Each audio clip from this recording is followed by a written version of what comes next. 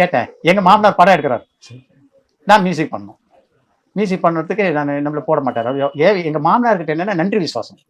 ஏன்னா நான் சொன்னேனே பத்தி பாகப்பிரிவினை, பாலுமடம், பணத்தோட்டம், பாதகாணிக்க, பஞ்சநெல்லி, குடியிருந்த போல இவ்வளோ படத்துக்கும் விஸ்வநாத ராமமூர்த்தி தான் மியூசிக்.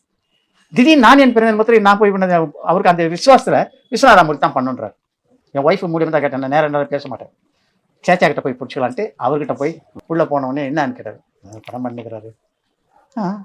மியூசிக் பண்ணுங்க, எவ்வளோ பண்ணு இல்லை நீங்கள் சொன்னதான் கொடுப்பாரு, நான் சொன்ன கொடுக்க மாட்டேங்கிறேன். ஏன் கொடுக்க மாட்டேங்கிறாரு? நீ தானே அவர் மாப்பிள்ளை. சத்தியமாக நான் தாங்க மாப்பிள்ளை.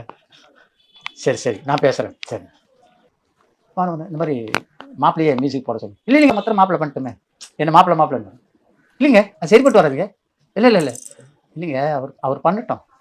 இல்லை விஸ்வநாத ராமமூர்த்தி இல்லை என்ன வேணால் மாற்றிடுங்க, ஆனால் மாப்பிள்ளை மியூசிக் பண்ணுறேன். எங்கள் மாமனார் ஒன்றும் புரியல. ஒன்று சரி ஓகேன்னு வந்துட்டார். நான் தான் மியூசிக் கன்ஃபார்ம் ஆகிடுச்சு.